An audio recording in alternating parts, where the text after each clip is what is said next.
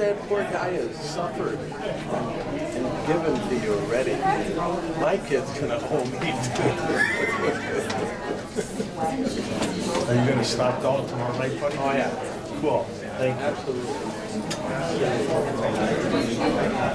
I'm gonna have him sign my forehead in a black mess. That'd be all right. And then I'm gonna go down to Lancet the next morning. And they'll see me and they'll say, what's that deal? Nothing wrong with that. $1 million. Yep. All right, everyone. Good evening, ladies and gentlemen. My name is Ken Traska. I am the Dean of Instruction here at the college, and on behalf of the entire college, Beth Steiger, my colleague, and I would like to welcome all of you to this evening event. Beth and I are proud to say this is our 4th annual event. We sat down about 4 or so years ago and had a vision for the Entrepreneurial Center. And we're just very proud of all the support and gracious of all of your attendance and energy and commitment to the work of growing entrepreneurship and the spirit of entrepreneurship in the local area. So we are in for a treat this evening with Dr. Zimmerman, and in a second I'll do an introduction to him. But first, a quick announcement. Some of you may have heard of this already, but we have the Gogebic Range Business Mentorship Initiative. So on April 24th at 5 p.m. in this room, or somewhere in this space, we're going to have a meeting. Anyone who, community leaders, entrepreneurs, business owners can come, and we're trying to essentially connect people to each other in hopes to creating a strong mentorship initiative in the area. So similar to some of our idea bounces earlier today, who had great ideas for businesses, those are the kinds of individuals we're looking to support as well. So if you have an interest in being a mentor, in supporting entrepreneurship, and supporting the growth of the area, please come to that. So any questions, I'll have some flyers here, and there's also a sign-up sheet if you're interested. So without further ado, I'm going to read a formal introduction of Dr. Zimmerman and give you a little bit of a sense of who he is. At the age of 7, our guest speaker was selling greeting cards door to door. By age 14, he owned a small international import business. By age 21, he was teaching at the University of Minnesota, and during the next 15 years, he was selected as outstanding faculty member by 2 universities. At age 36, our speaker retired from teaching and opened his own speaking and training company. That position has allowed him to deliver more than 2,000 programs in 48 states and 22 countries. Of course, you may already be familiar with Dr. Zimmerman. You may have seen him on CNN or the CBS Morning Show, and you may have read his books, which have been featured on TV shows across the country. Today, you can expect a powerful, practical program that really does work, and we saw that earlier today in our afternoon session. That's why our speaker has been inducted into the Speaker Hall of Fame, an honor that has only been given to a few people in the last 30 years, and of those individuals he's honored with are Ronald Reagan and Colin Powell. On a personal side, our speaker is a husband, a father, a biker, a hiker, who has explored everything from jungles in Thailand to the icebergs of the Arctic Circle. So please help me in welcoming very warmly Dr.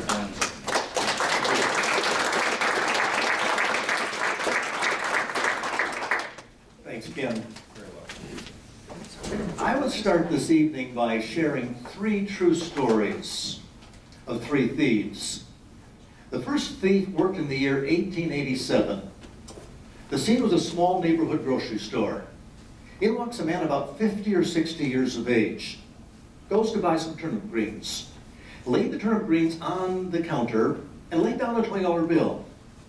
Lady behind the counter wrapped the greens in a piece of newspaper, ticked up the 20. But something strange happened. The ink came off the 20 onto her hands, and thought, could this be a counterfeit 20? And then thought, no, this was Emmanuel Ninger. Good customer, good citizen, he would not be passing counterfeit 20s. She gave him the change, she left the store. But all afternoon it bothered her because back at that time, that was a lot of money, couldn't afford to make a mistake. She called 2 police officers, they came over. One said, no problem, looks good. Other one said, yeah, looks good, but why does the ink keep coming off? They got a search warrant, went to Ninger's house, found nothing.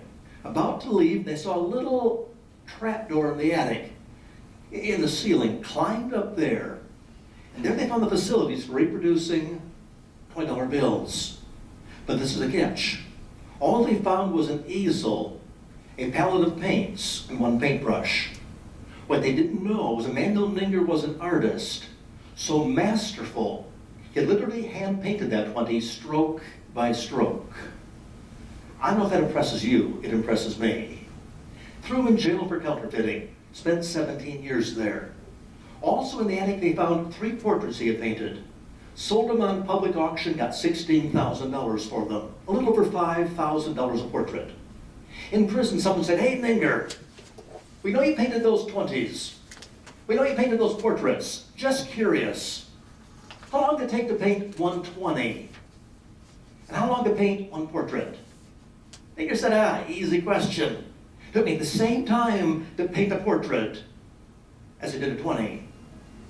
I mean, think about that for a moment, you'll realize something important. Ninger was a thief for sure. But the person from whom he stole the most was whom? Himself. He recognized, I got some God-given talents, got some potential. He channeled those talents appropriately, might have become somebody or something.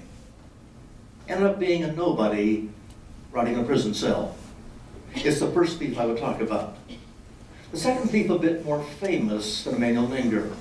His name, Arthur Berry, the most famous, biggest jewel thief in American history. Worked in the roaring 1920s. But he was also a snob. He would only steal from you if you had a fancy name like Vanderbilt or Kennedy or Rockefeller. In fact, got to be a status symbol for Arthur Berry to steal from you. They'd say, hey, has Berry been to your house yet? If he had, it meant you were important. On one big party in Boston, all the rich folks were there. Police thought this is where Berry will show up. Indeed, he did show up in disguise. Began pickpocketing jewels. When he had all the jewels on him, police began chasing him. Berry began running through the house, one way to escape, went to the 3rd floor, dove through the window, crashed 3 stories onto the ground.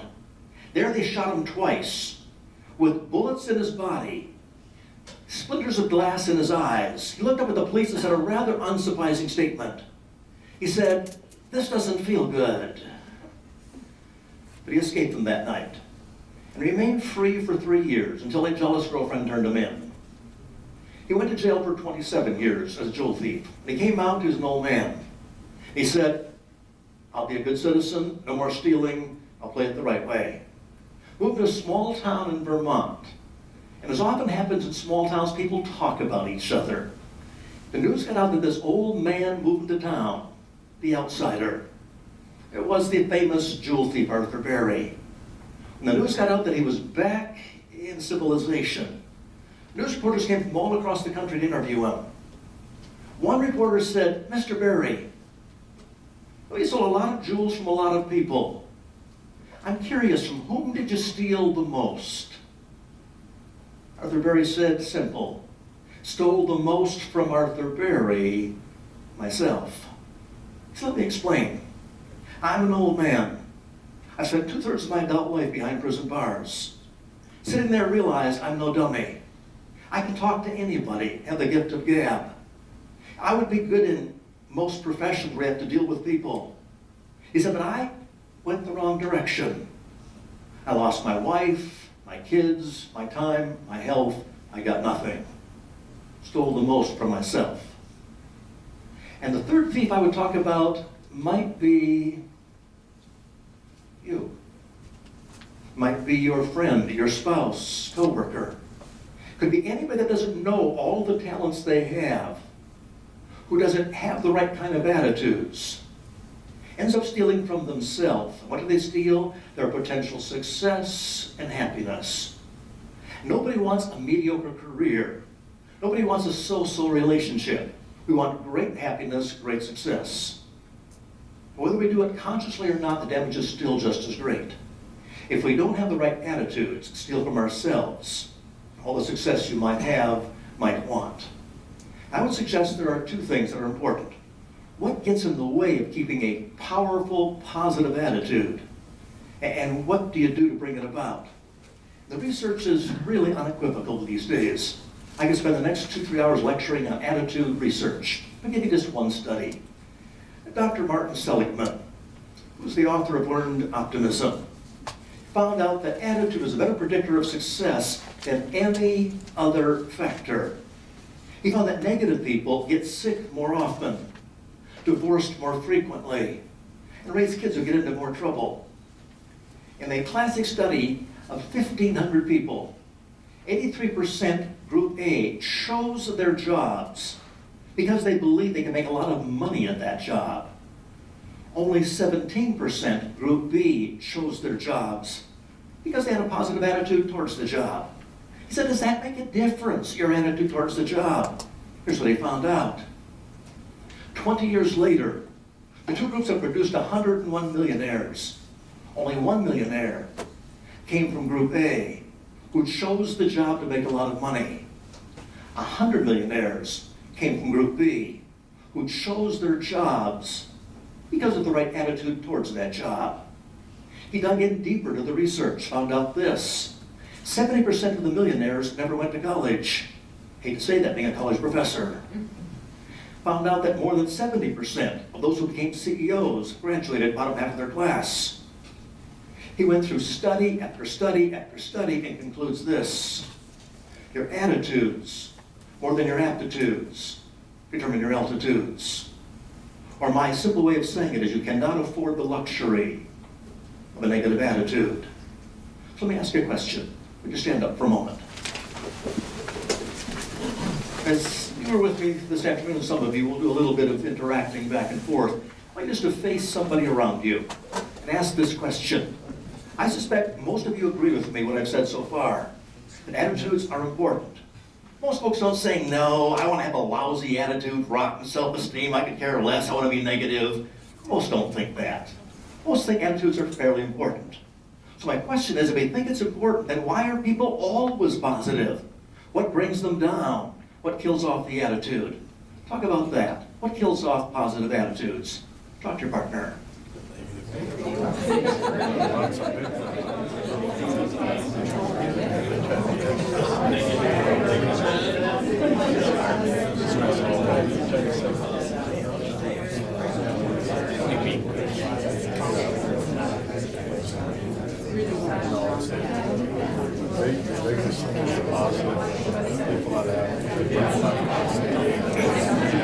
Instead of getting up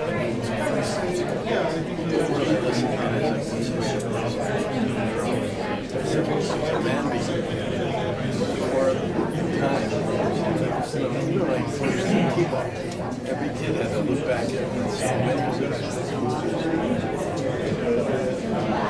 Now let me ask you that question.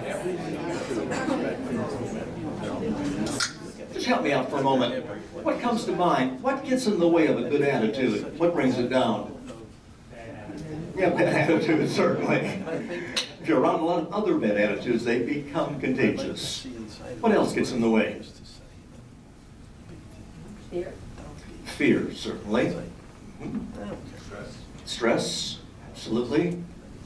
Negativity, jealousy. Yeah, you're on the right track. tired. Getting fired? Tired. Tired. That would work. Certainly being tired. Yeah. Not feeling well. In my first career was corrections, working the prison systems. And some of the guys you'd work with, it was failure after failure after failure. No successes, whatever in life. Becomes somewhat difficult to keep the attitude strong. Let us sit back down.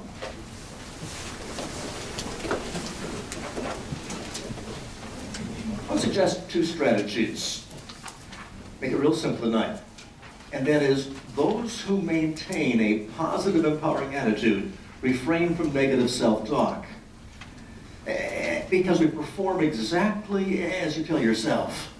You say, I'm no good at math. I always attract losers. I'll never get anywhere in life. I'll never have any money. I can't give a speech. I can't handle that job.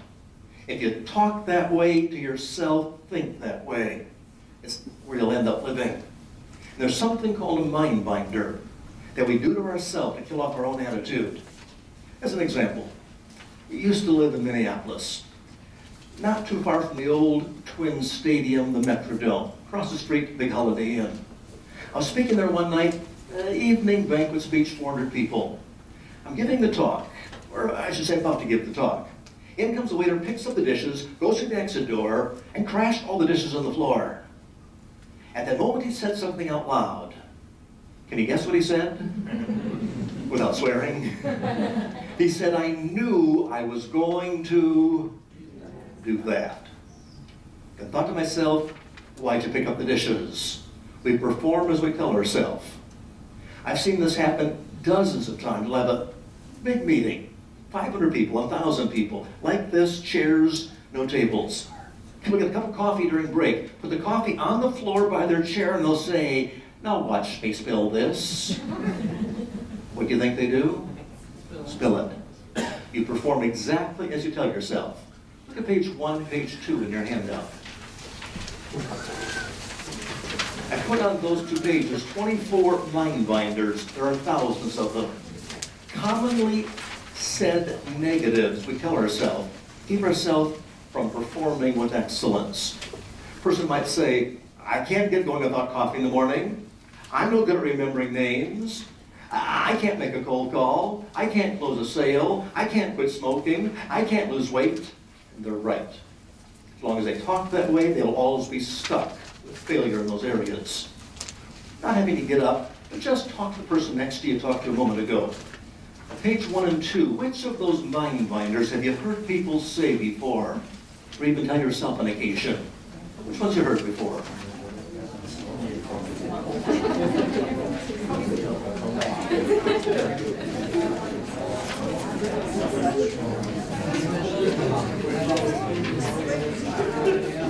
Yeah.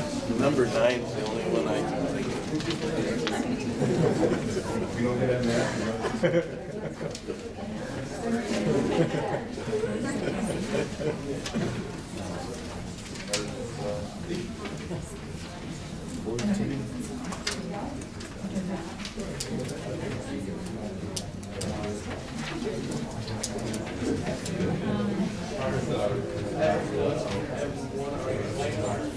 I looked at that too, like, I have a Now let me ask you that question.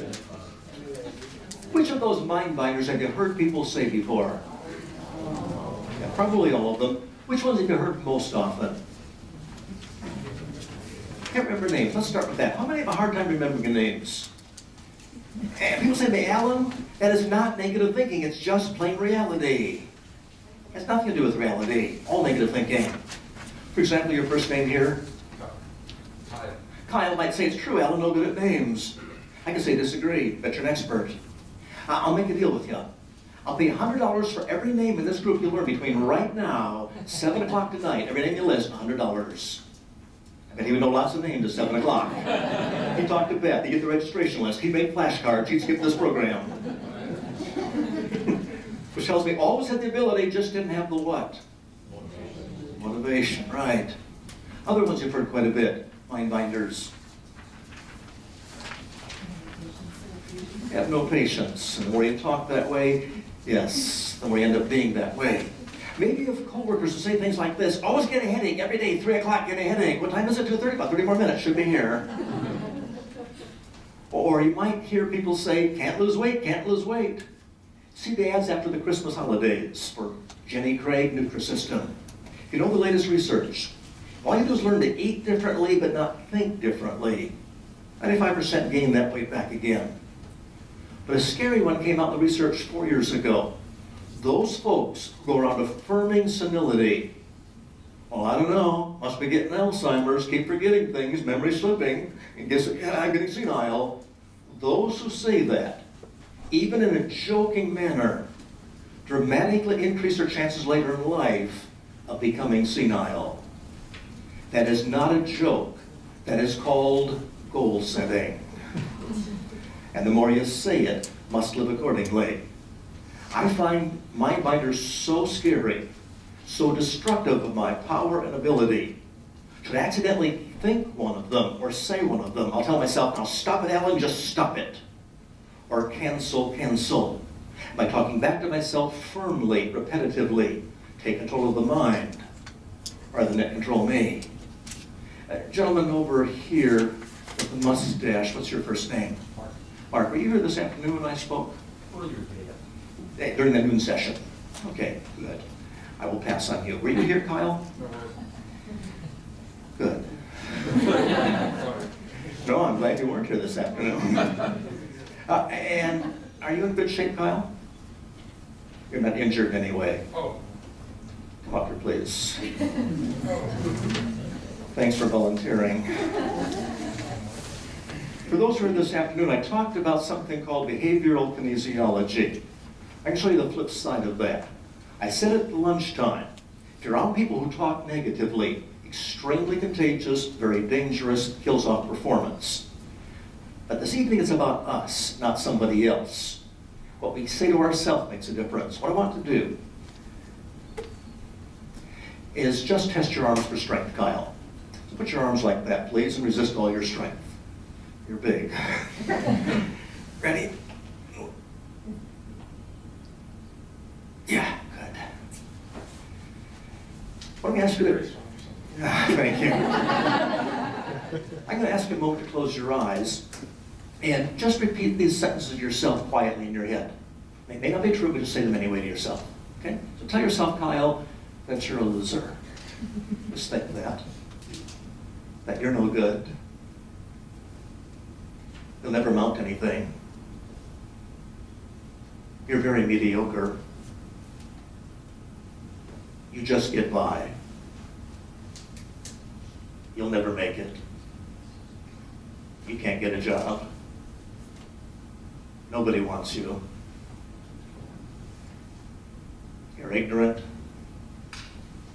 incapable, and tell yourself, I don't like myself.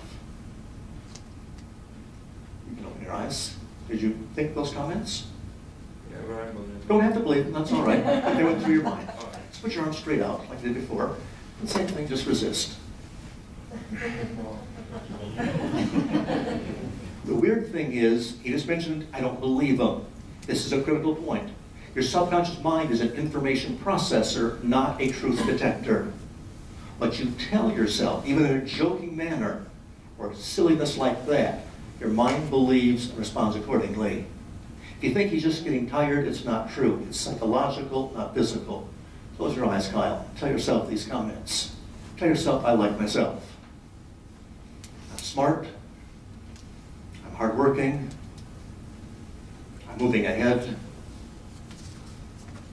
I'm capable. I'm moving up. I believe in excellence. I go for the best. I can do it. And open your eyes. You thought those comments? Push your arms down straight out, and same thing, resist all your strength.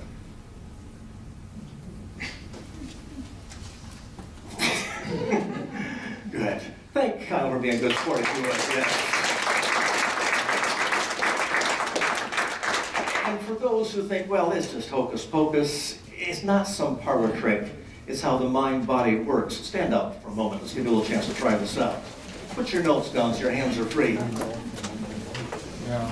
And find somebody around you, one-on-one, a partner.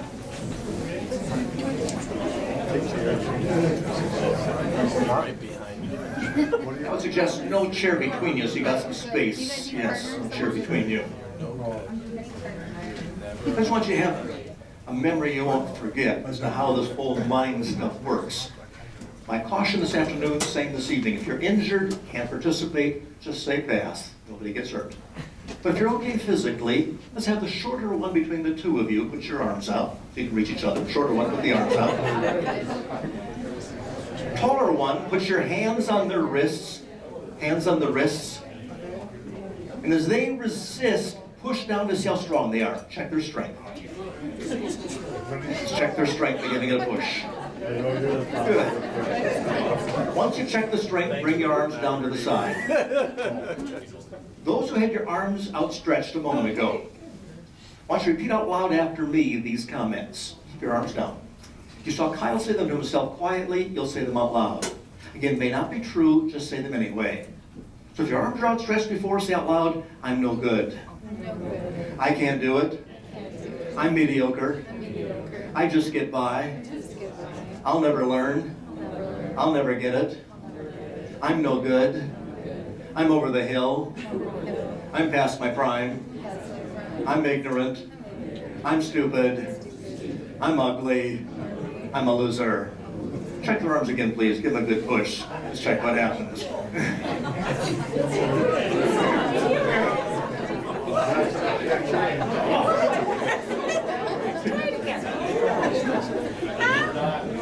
How many saw the arms get weaker? Those 10, 15 seconds got weaker. Yeah.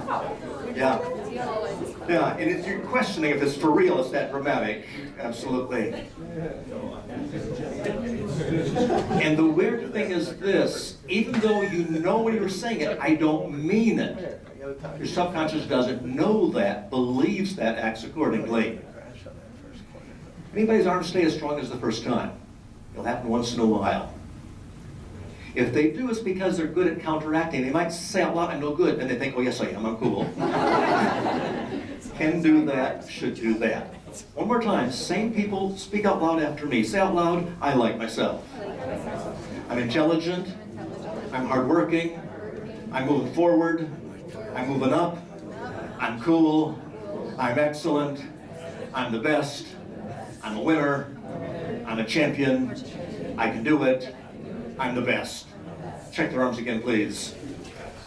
Good.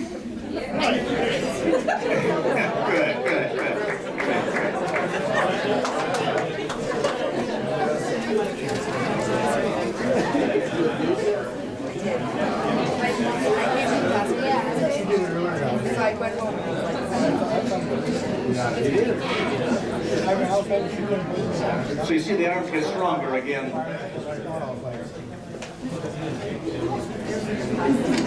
The lesson is very simple but extremely important. If you go around saying to yourself, I'll never mount anything, I can't do this, I'm no good at that, you will be stuck in failure, less than peak performance. And even though you hear on Saturday Night Live, comedians make fun of this technique of talking to yourself positively. They make fun all they want, but they're dead wrong. You'll not find one winning Olympic athlete who doesn't swear by this technique of putting the right thoughts in to get the right results out. So my first suggestion is do not refrain from mind binders. I'm constantly on guard, watching my mind and my thoughts, my words, fall victim to those. I want to spend a lot of time on this one. That is, how do you build and maintain that positive attitude? Look, if you would, at page 4 for a moment. Page 4.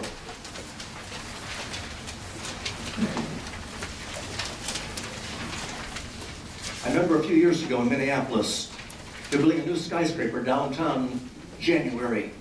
And it's like Michigan. You know, January outside construction is mighty cold, mighty difficult. It was 20 degrees below zero.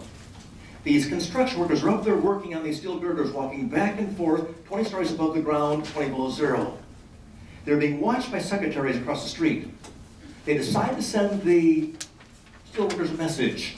Got a piece of paper, magic marker, wrote out their sign, held it up. The sign said in here, it's 75 degrees.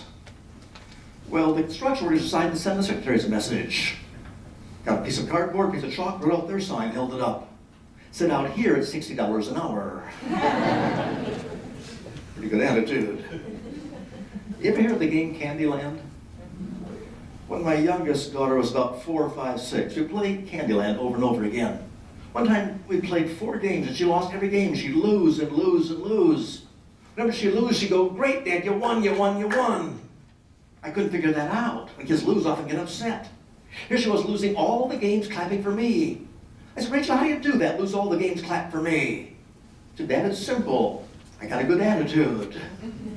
I thought, great, getting the message. And I would suggest there's one basic premise that's all research built on in terms of building, maintaining a positive attitude. If you look at page 4, top of the page, the letter D has a sentence that says, you make yourself enthusiastic by acting as if.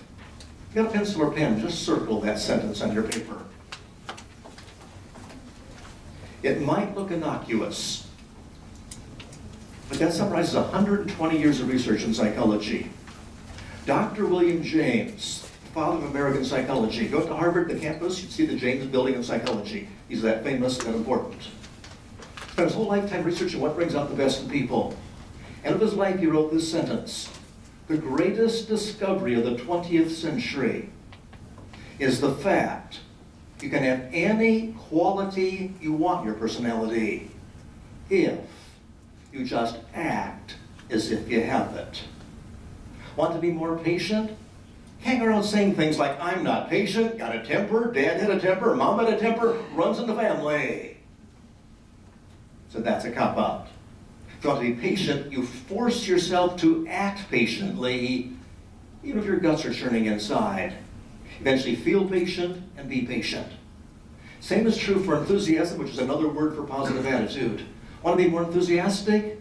You can't wait until the problems of life are all gone. That will never happen. Having no problems, that's known as dead. No problems every single day. The reason it works is saw the arms. The mind and body always strive to be consistent. You can try if you want. It's impossible to sing a happy song like, Good Morning Sunshine, zippity-doo-dah, and be depressed at that moment. Can't be done. Or some folks say, after lunch, 1 o'clock, 2 o'clock, I get low energy, low blood sugar, not very awake or alert then. Not everybody. You want energy in the afternoon? Very simple. You walk with a spring in your step. You lift your leg, lift your arm, move a little bit. Yes, it looks darn stupid. But we have a choice. We can take control of our emotions. They can control us. Works this way. How many have been to New York City? Quite a few. You've seen this. They have these wooden shacks on street corners where they sell newspapers. What I'm talking about? Little kiosks. A guy called Sidney Harris goes to downtown New York to visit a friend. His friend always walks to the street corner, buys the paper, goes back home and reads it. This one day as they're walking towards the salesman, Sidney noticed that the guy was yelling at people, negative, barking, putting people down, not enthusiastic. But his friend nicely said, Good morning, Charlie. How are you doing? Good to see you. Charlie, the salesman, said, Not even words, just a spitting sound. His friend said, Oh, I see. He gave the man the money for the paper, got the change back. Said, Thanks a lot, Charlie. Always get good service. Appreciate that. Again, the guy said, They finished the transaction. They were walking away, and Sidney said, I watched my friend. He turned around and said, Now, Charlie, come on now, smile. Have a good day. See you again tomorrow. Bye-bye. And again, the guy said, When they walked about 2 blocks, Sidney turned to his friend and said, I don't understand what happened back there. Can I ask you some questions? Friend said, Sure. He said, Does that salesman always act so negatively? He said, Yeah, every day. Do you always treat him that nicely? He said, Yes, of course. Which brought the third most crucial question, which was what? Why? Why do you treat him that nicely when that's the way he treats you all the time? This marvelous answer comes back. He said, I don't want him to decide how I'm going to behave. He said, I'm an actor, not a reactor. I think there's tremendous wisdom in that comment. Anybody can become negative just because somebody else is difficult. We can all come down to their level, but the real mature professional, which is all of us in this room, hopefully, is one who brings people up to his or her level of enthusiasm. We're actors, not reactors. I think one reason so many companies or schools or businesses or even families have so many problems are often filled with, staffed with reactors.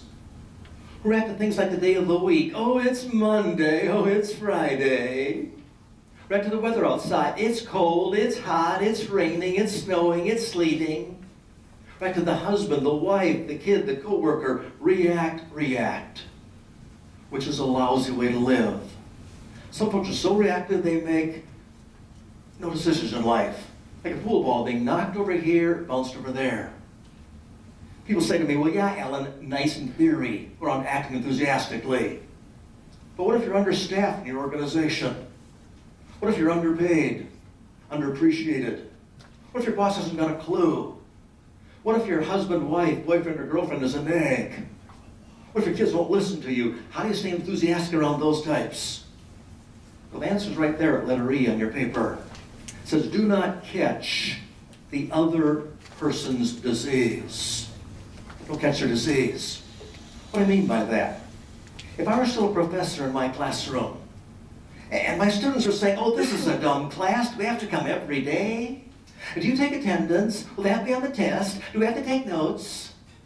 But my favorite was, if I'm gone the next 3 days, will I miss anything?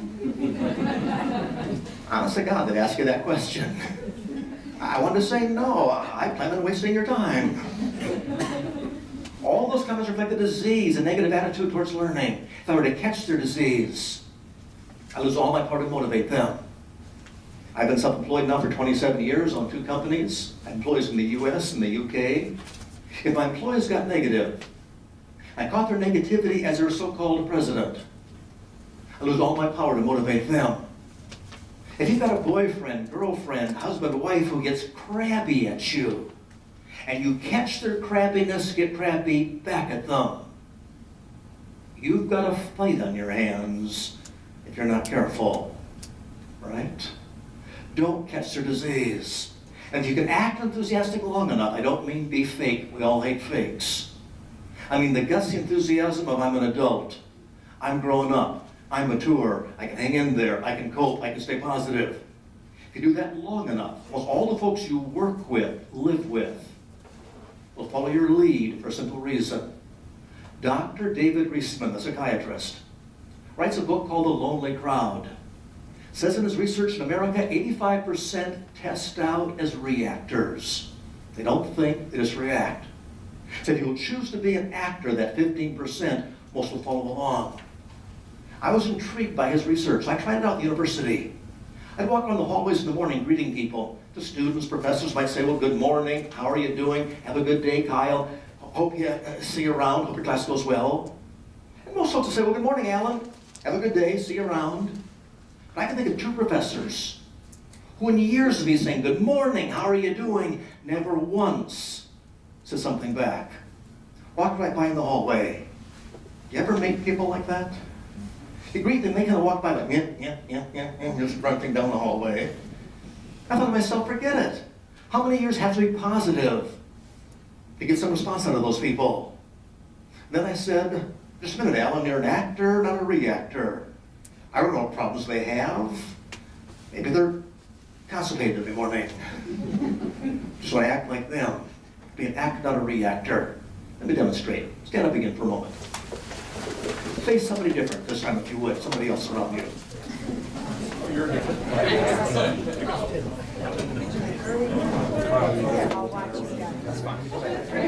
2 or 3. 2 or 3 is just fine. The question is this. I like to make things as personal as possible. The question is, how do you live your life? Only 2 ways you can do it. You can be the actor who decides how to feel, how to behave, and your feelings, behavior affect the folks around you. You set the tone, the climate. Are you more the actor? Or are you more the reactor? A little more moody up or down, depends on, well, how the budget's coming at the end of the month, or how the kids were getting off to school, or how certain things are going on in life. A little more moody up or down. I know we're all a bit of both, actor, reactor.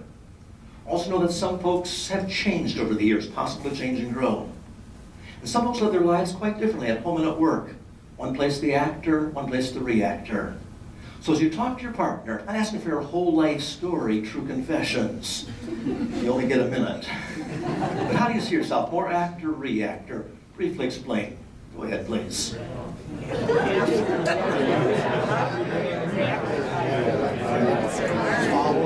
That's probably why I'm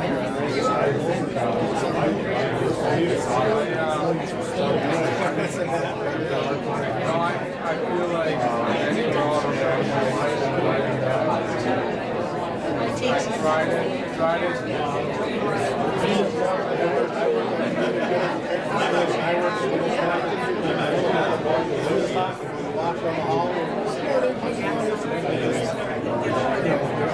I try to do it, but it's hard when you work there. Find something in my arms.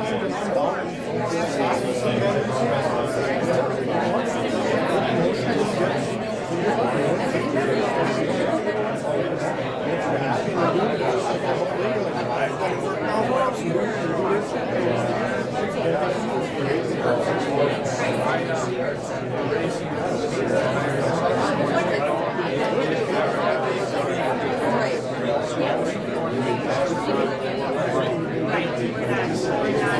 Stop you there for a moment. Good. Let me ask you this question.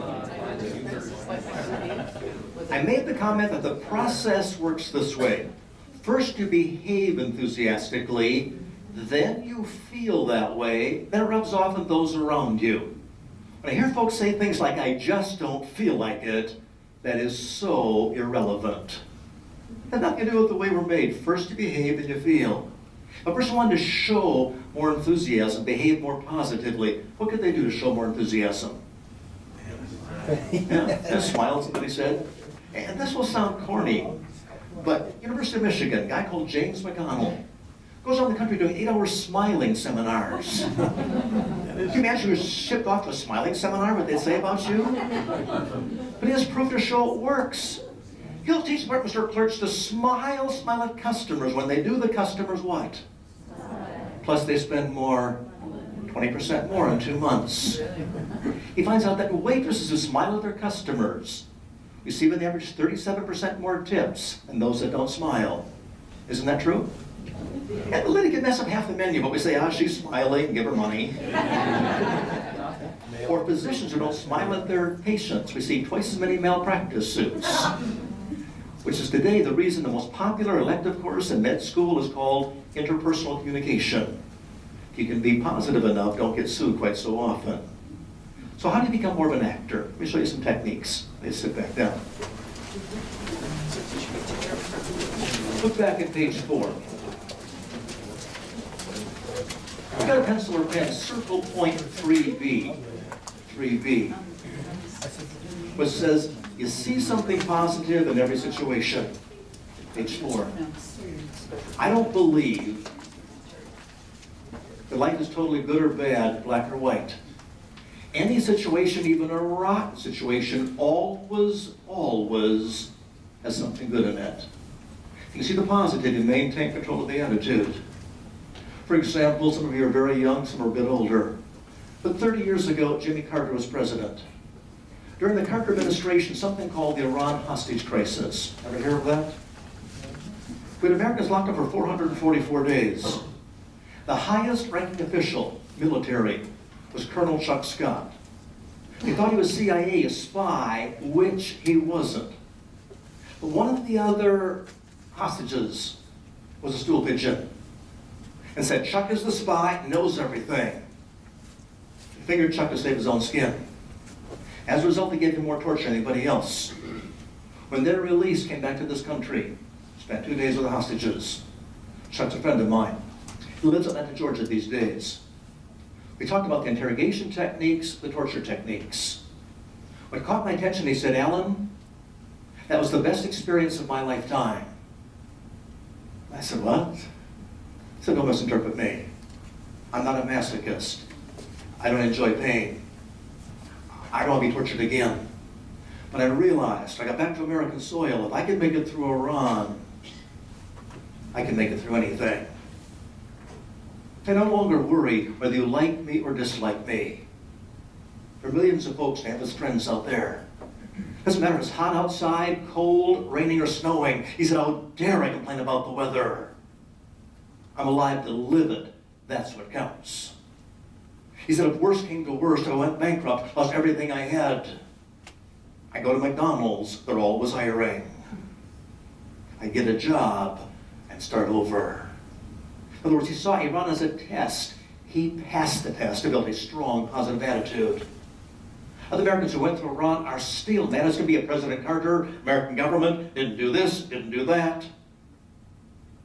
And they'll be messed up the rest of their lifetime as they get some new counseling and some new attitudes. Can you see something positive in every situation? Maybe you have somebody that you work with.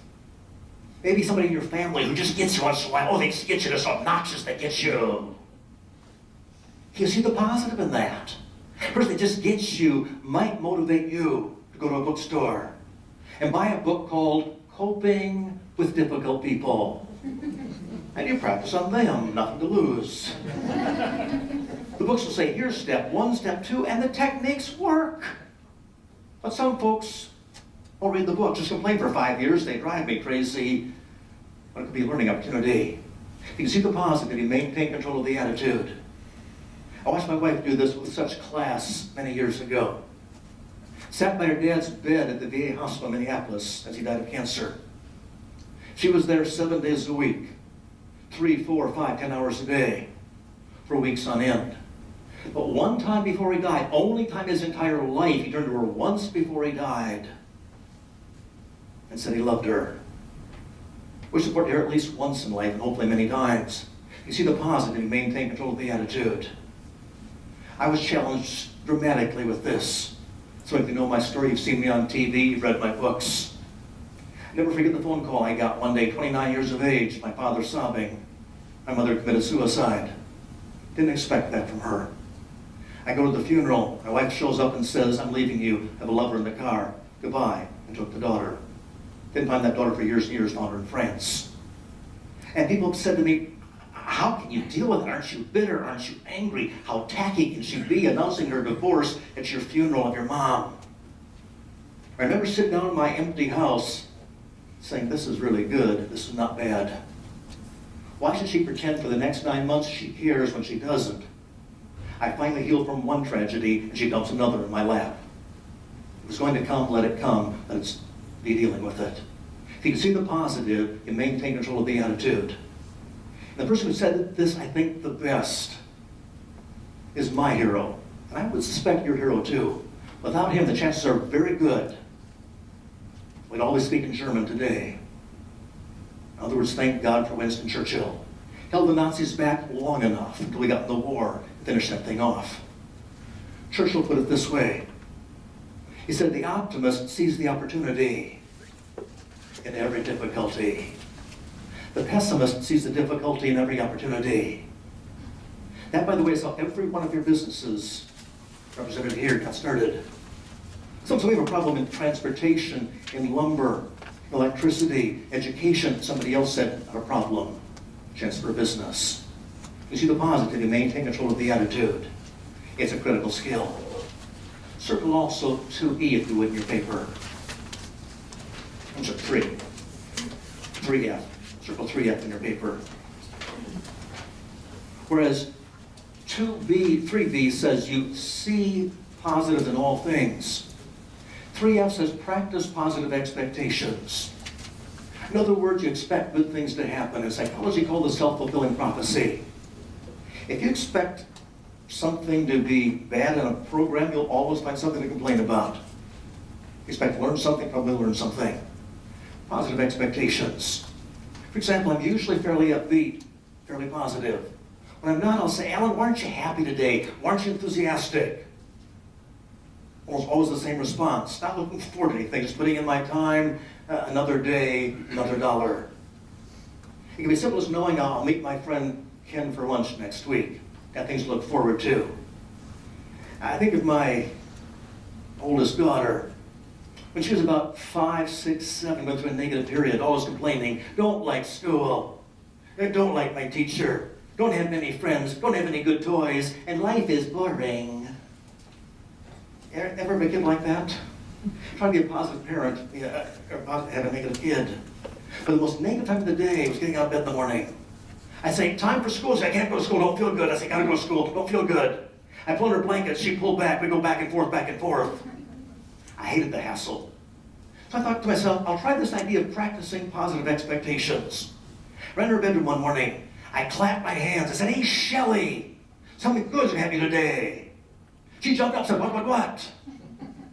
I said, I don't know. I know something good is going to happen. I want you to look for it, I want to report it end of the day. Was her response.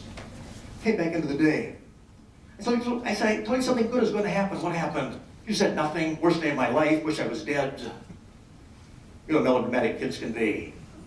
Though I have these doctor's degrees in communication and psychology, I use my empathic listening skills to understand my poor little child. I said, terrible day? She said, yeah, terrible day. I said, I'm sorry, honey. Let me see if I can understand. I said, maybe your friends wouldn't play with you during recess. That could make it a bad day. Oh no, she said, we played soccer, hopscotch, that was fun. I said, I'm sorry, I misunderstood. I said, maybe your teacher made fun of you in class. That could make it a bad day. Oh no, got 3 answers right, got to clean the erasers. That was fun. I said, then maybe the teacher made fun of you or you didn't have anything to eat during cafeteria time. Oh, she said, no, we had spaghetti, lots of sauce, it was good. Well, I didn't know if this was working very well or not. So every morning for 3 weeks, I go in her bedroom, I clap my hands. I tell her something good is going to happen, quiz her another day. After 3 weeks of that, came back from school one day. She said, Dad, how many good things happened to you today? And I didn't know. But she had 4. Some smiling face sticker on this paper, some bluebird on this paper, some note from a friend. I'm not sure her day was much better than before. Except we got into a contest to see who could find the most positive things, practice positive expectations. I had the afternoon group here doing this arms exercise. I mentioned Dr. Norman Vincent Peale wrote The Power of Positive Thinking. And if you don't know, it's the 2nd biggest selling book in history. If you never read it, probably should. But he would teach this concept of practicing positive expectations. If you don't know the story, he was a preacher at Marble Collegiate Church for 55 years in New York City. Long career. Wrote 75 books in his life. One teaching was this: what you expect to happen usually happens, so be careful. Practice positive, not negative expectations. Here's how you drive home the point.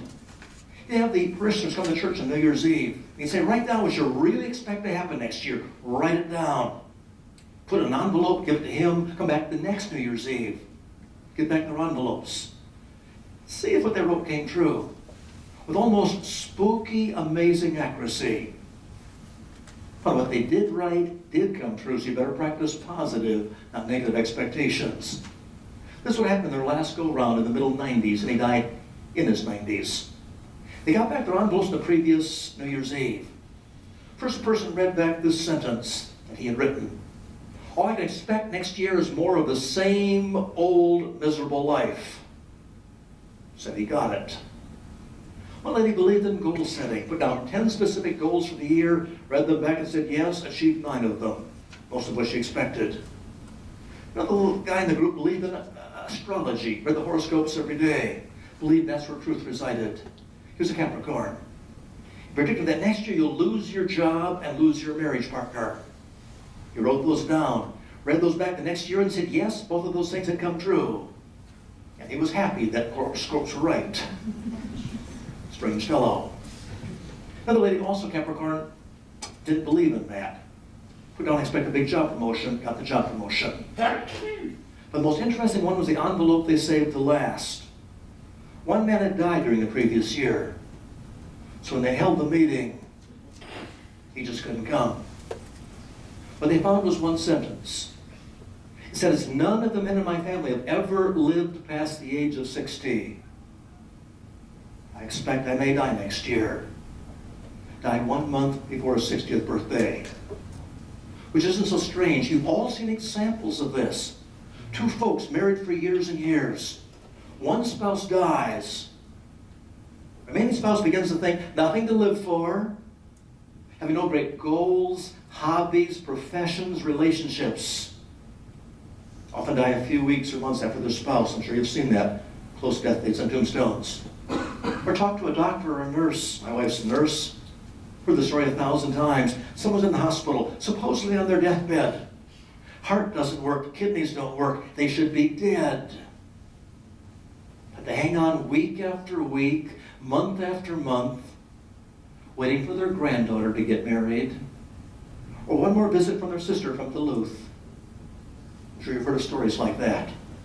If you want a positive attitude, then TGIF doesn't cut it. Thank God it's Friday. You have to expect good things today, tomorrow, 6 weeks, 6 months. And the more you practice positive expectations, the more you build and maintain an enduring positive attitude. Let's practice for just 60 seconds. Whoever you're closest to, just lean towards them. Turn your body towards them as your partner. Quick discussion. Like a group of 2 or 3.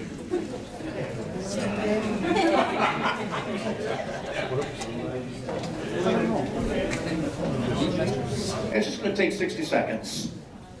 Well, I want you to start the conversation by saying this. One thing I'm looking forward to is, it might be getting some green grass again. Second person, I'm looking forward to the school being over with, having some freer time this summer. Back the first was looking forward to this coming weekend, some friends coming over for a barbecue. Really looking forward to the next few days, weeks, months. When you think of those things, you just feel better, reinforces the attitude.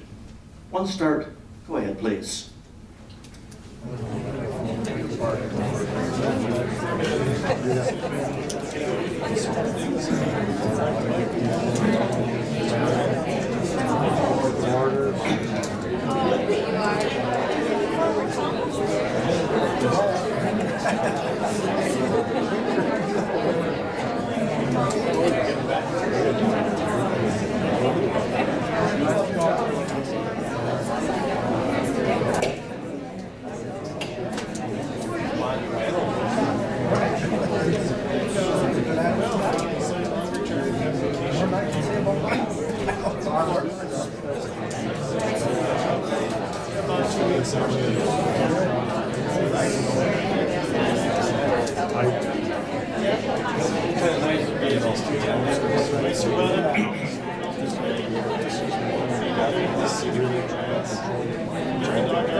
Well, good. That's 60 seconds.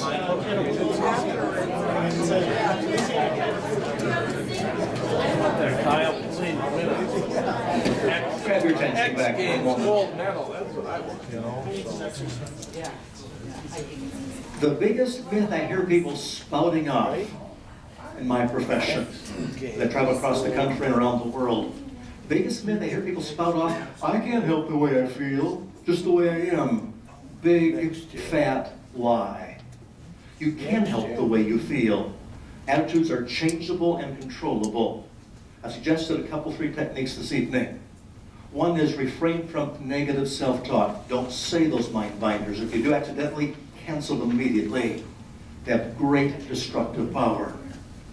On the reverse side, learn to be an actor, not a reactor. Gives you tremendous power. If you're on some negative folks, don't catch their disease. Keep the power inside yourself.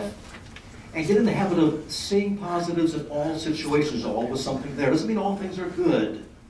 There's always something good in the situation. And lastly, practice positive expectations. The question I gave the folks this afternoon, those that weren't here, if you find this information helpful, hopefully yes, great. And I provide an article every week with people I meet like you across the world. We've got a huge subscription of hundreds of thousands of folks.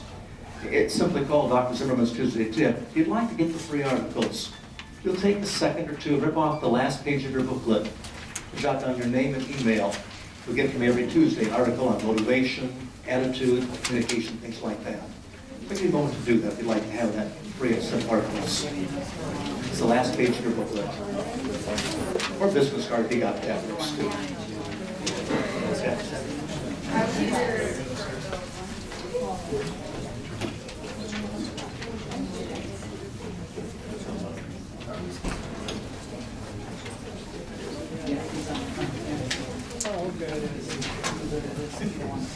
Oh, okay, you can fill it out online.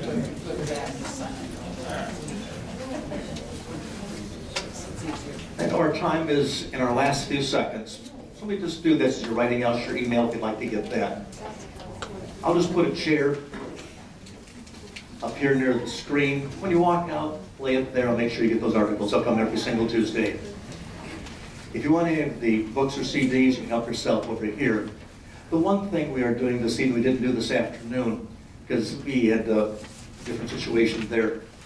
The book that goes with the seminar in great detail, Pivot, How One Turned Attitude to Lead to Success. It's on the internet. It's sold hundreds of thousands of copies. It's been quite successful. I'm proud of it. It's $20 on the internet, but it's $10 then if you want one. So they'll be here if you'll want one of those. But I'll finish with this. A person that taught me something about this attitude thing and the power that we have. I was speaking at a life insurance convention. It's the top salespeople in the country. About 3,000 people in the audience. There are several speakers. I'm one of them. But the guy that came before me, his name was Dick Javits. He lives his life in a respirator. Hard for him to breathe. And because of the respirator and the lung difficulty, he speaks with kind of a whispery, raspy voice. And he got up there and made this opening comment. I'll try to imitate a little bit, but not try to mock him. He said, every dream I've ever had, I've been able to accomplish. And we all got very quiet. And thought, how does he live his life paralyzed from the neck down and accomplish all of his dreams? He said, for example, always wanted to write a book. So I can't write, I got a tape recorder. And talk my life story into the tape recorder 7 days a week for a year. End of the year, wanted to hear my book played back to me. And every tape was blank. He purchased a defective recorder and never checked it out. If anybody had a right to feel negative, it might have been him. But he said, I started over. And the day my book is published, always wanted to be a speaker. I've now given over 200 speeches. They let me out once in a while. Always wanted to be president of a club, and I'm president of a club. So every dream I've ever had, I've been able to accomplish. He went on like that for 40 minutes, and he finished his talk by saying this: life is a banquet. But most people are starving to death because they have the wrong attitude. Go out and partake of life. And when you do, think of me. I thought about Dick 1,000 times the last several years. He doesn't know me all that well. But I thought if he could achieve all of his dreams with nothing but attitude, then not much reason for most of us not to accomplish most of our dreams with the right attitude fueling us. This stuff works. I encourage you to work it for you. Thanks for coming this evening.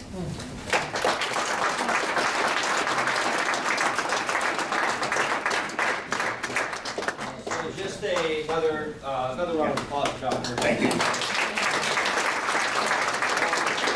So this sort of concludes the evening. We do have a social event at the Maplewood Steakhouse, more or less immediately following this, where you'll have some time with Dr. Zimmerman if you choose maybe a conversation, discussion, very informal.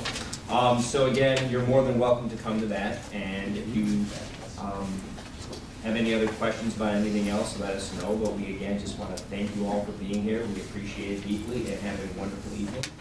And thank you again for your time and commitment. Thanks.